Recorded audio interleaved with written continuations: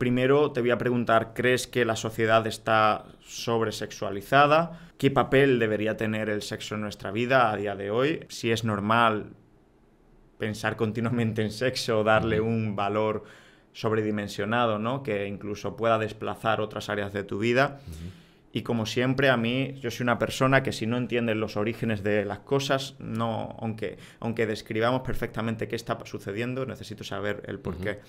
¿Por qué, otra vez más, si la respuesta es positiva, por qué la sociedad está cada vez más sobresexualizada, ¿no? Sí, pues mira, aquí no te voy a dar una respuesta clara porque te voy a decir que sí, que no.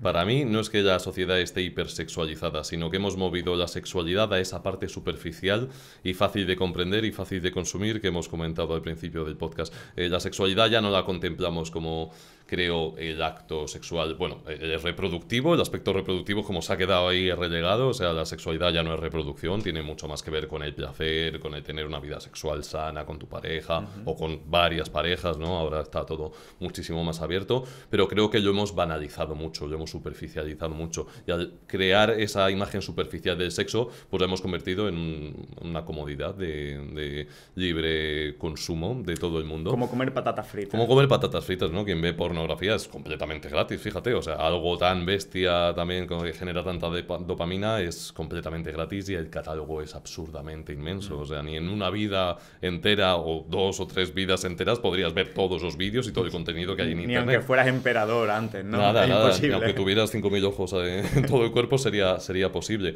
Entonces yo creo que eso es lo que ha ocurrido, porque luego en la vida real, o sea, lo que es la sexualidad real, va en retroceso. O sea, de hecho, cada vez los índices de edad media en la que se pierde la virginidad aumentan, el sexo cada año, especialmente en los jóvenes, se reduce. O sea, ¿En ambos géneros? En mujeres y en hombres ocurre. Sí, en mujeres a un nivel muchísimo menor, pero en hombres es una brutalidad. Es decir, tenemos menos sexo que hace 2 décadas. Sí. Sí, de hecho hay un estudio muy muy bueno que te lo pasaré porque este lo pongo en mi libro que estudió a la población estadounidense y al final, bueno, los estadounidenses suele ser un reflejo bastante aproximado de las sociedades occidentales así más modernas. En Europa todo lo que ocurre en Estados Unidos acaba llegando aquí, tenemos un modelo de sociedad similar y analizaba los índices de virginidad, este era de los hombres de entre 18 y 30 años. En 2008 ese índice era del 10%, es decir, un 10% de los hombres entre 18 y 30 años era virgen. Del 2008 al 2018, ¿vale? Esos 10 años, aumentó hasta el 27%.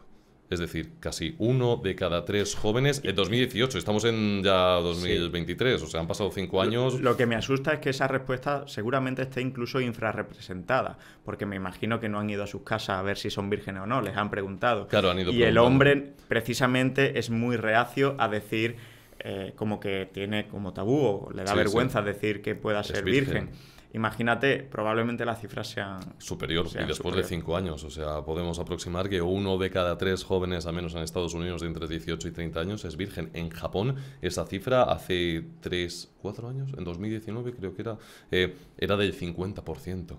Por ejemplo, Japón. ¿En 50%? 50% de los hombres jóvenes. Es decir, que yo creo que, y tiene sentido esto, en el momento en el que tú puedes satisfacer, al menos a través de un sucedáneo como es la pornografía o como es esta sexualización online, esa necesidad sexual que tenemos los hombres, ¿no? Cuando puedes tomarte un placebo, un sucedáneo, que es esa pornografía, no tienes tantos alicientes para trabajar en todo lo necesario para luego ser exitoso sexualmente en la vida real, ¿no? Como hablar con mujeres, como tener más valor, como ser atractivo más físicamente, ¿no? Como oler mejor, cualquier cosa que pueda aumentar tus probabilidades de tener sexo luego o relaciones en la vida real. No te motiva. No te motiva porque ya puedes satisfacerlo a través del ordenador de una forma mucho más ínfima, ¿no? Pero ocurre, estas cosas suceden. Entonces, para mí esa es una explicación muy plausible de por qué está ocurriendo esto.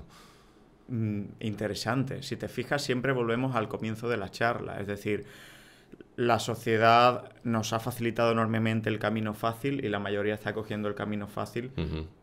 Pero no solo eso, sino que ya no muestra interés en el camino difícil. Estamos sobresimplificándolo todo, pero es así, al final es así.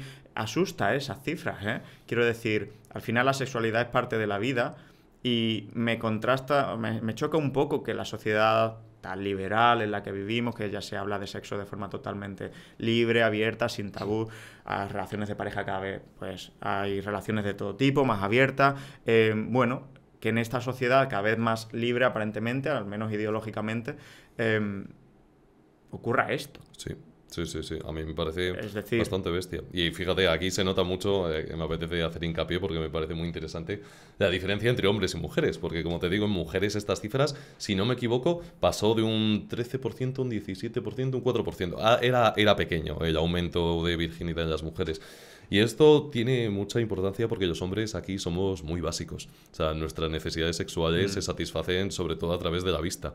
Sí. Normalmente para las mujeres la vista no tiene... Es un fragmento muy pequeño. La experiencia romántica completa, el acercamiento, la comunicación, lo que es toda la historia romántica tiene muchísima relevancia. Los hombres somos como muy básicos. Vemos, queremos. Por lo tanto, esas necesidades de la mujer no la van a cubrir nunca la pornografía. Eso es. En el caso del hombre, pues sí, podemos decir que sí. De hecho, las cifras de consumo de pornografía o de abuso de pornografía, hay que decir que el diagnóstico de adicción a la pornografía existe. Sí. Obviamente es un porcentaje pequeño. La mayoría de personas tenemos la posibilidad y la capacidad de inhibir esos impulsos y de tener, pues, o bien un consumo no problemático o poner límites al consumo, pero es cierto que es un contenido que consumen hombres. 9 de cada 10 consumidores constantes, o sea, regulares, somos hombres, ¿no? Y no lo había pensado así, es decir, es verdad que lo que te da la pornografía, uno pudiera pensar que es lo mismo para hombres y para mujeres, pero seguramente a la mujer se le quede cojo, claro. Se le quede corto, ¿no? Muy corto. Aunque obviamente pues también se consume por parte de las mujeres, pero seguramente ellas se queden con esa necesidad de todo lo que has comentado, ¿no? La historia, la narrativa, sí. Lo romántico, la interacción, el proceso, el llegar a, ¿no? El llegar a. Sí. Y nosotros sí somos más básicos, bastante más básicos en ese sentido. Sí, sí, sí. Bueno, entonces entiendo que, digamos, por tu respuesta, hemos dado un papel a la sexualidad que no corresponde o la hemos posicionado en algo que, vuelta a la misma analogía, es como comer patatas fritas. De hecho, no sé si conoces a Marian Rojas, psiquiatra. Sí. El otro día veía no sé, que era un vídeo que decía ella que nacía un movimiento en Estados Unidos de no tener relaciones, esperar hasta el compromiso, es decir, como clásicamente se ha hecho, al menos en el mundo cristiano, ¿no? De esperar a tener relaciones hasta eso, hasta un compromiso real. Sí. Y es verdad que en Estados Unidos todo cambia brutalmente, ¿no? De tener relaciones con todo el mundo sin ningún tipo de filtro, de límite y como si fuera comerte eso, un helado, a ahora volver a contrabalancearlo todo, ¿no? Esperando, sin tener relaciones, hasta que tengas una pareja estable o tengas un compromiso claro. Pero bueno, al final deja ver que sí que es verdad que la gente se empieza a dar cuenta de que esa banalización, yo creo que esa es la palabra, el no dar importancia al sexo o a la sexualidad, también acaba pasando factura un poco. Es decir, es algo importante de nuestra vida, es algo que hay que respetar, que hay que disfrutar y claro, cuando... Bueno, es que yo me lo llevo todo a mi ambiente, es como con la comida, ¿no? La comida es un proceso necesario para vivir, alimentarnos, nutrirnos, pero cuando la comida pasa de ser una necesidad irreemplazable, personal, vital, a un entretenimiento, a un divertimento, vienen los problemas. Es decir, cuando no comes las 3 veces, 4 o 5 que tengas que comer al día, sino que comes simplemente por aburrimiento, por diversión, por otros motivos, al final llegan los problemas, llegan las adicciones, llegan los problemas con el peso y demás. ¿No crees que pasa un poquito también así con el sexo? Es decir, si no le damos al sexo el lugar que realmente tiene, ¿no? O lo encajamos en la parte de nuestras vidas que realmente tiene y lo consumimos ad libitum, ya sea a nivel de contenido digital o ya sea real, ¿no? Sí. Sobre todo es contenido digital, porque las posibilidades, al menos para el hombre, no son ilimitadas en cuanto a sexo, ¿no? Son bastante limitadas. Sí. Pero ¿no crees que eso genera también frustración, problemas, insatisfacción, desasosiego? Volvemos al inicio de la charla, ¿no? ¿Qué piensas sobre ese consumo tan banal? Claro, o sea, yo creo que es a lo que apela realmente nuestros instintos. Queremos las cosas, las queremos fáciles y las queremos, los hombres sobre todo, muy variadas y con, Sí. ¿sabes? Con este catálogo tan absurdamente inmenso, pero hacen daño. O sea, al final, de hecho, dicen mucho esta frase que dicen, el contenido pornográfico es gratis porque lo pagas con tu alma. Y creo que... ¿Esa frase de quién es? No lo sé, no lo sé. La he visto varias veces en internet y digo, me parece muy llamativa y muy real, ¿no?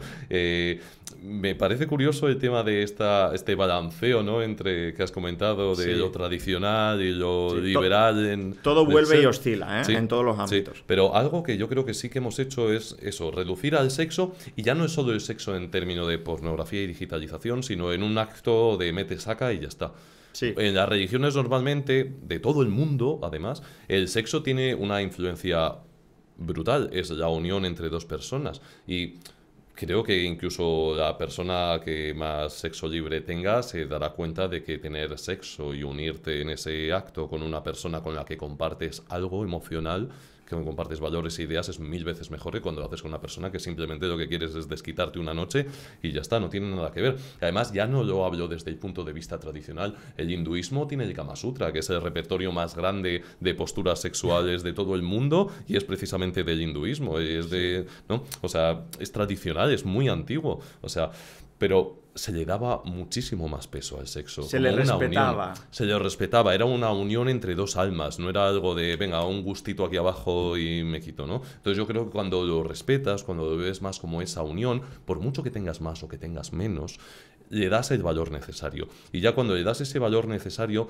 dejas de, al menos, ser tan adicto a ese contenido digital que te lo presenta de una forma tan insulsa. Es como si tú quieres leerte un buen libro y alguien, en vez de leerse tu libro, te dice, no, yo quiero la versión resumida en un minuto en un reel de Instagram. Tú vas a decir, no, hombre, pero con toda profundidad, todo lo que vas a aprender, todo lo que tiene ahí, y él te va a decir, no, pero yo quiero eso. ¿Sabes? Pues ocurre un poco lo mismo con el sexo, ¿no? O sea, en el momento en el que tú lo contemplas como esa unión entre dos personas, con esa profundidad, con esa conexión emocional, que realmente ahí hay mucho. O sea, el sexo Sí. es uno de los actos que más nos liberan, más nos hacen perder nuestra conciencia, nuestro lado racional, nos fundimos en un acto sumamente placentero y emotivo que nos deja a ambos sexos en un estado completamente distinto del que después tenemos en nuestra vida normal, y lo reduces a eso, a un gustito Sí. y ya está, ¿sabes? A un consumo excesivo, se pierde muchísimo. Entonces yo creo que tenemos que empezar a, o por lo menos esta es mi opinión, a contemplar un poco más esa profundidad del sexo. Tenlo, Sí. pero tenlo con cabeza, tenlo con consciencia, tenlo sabiendo todo lo que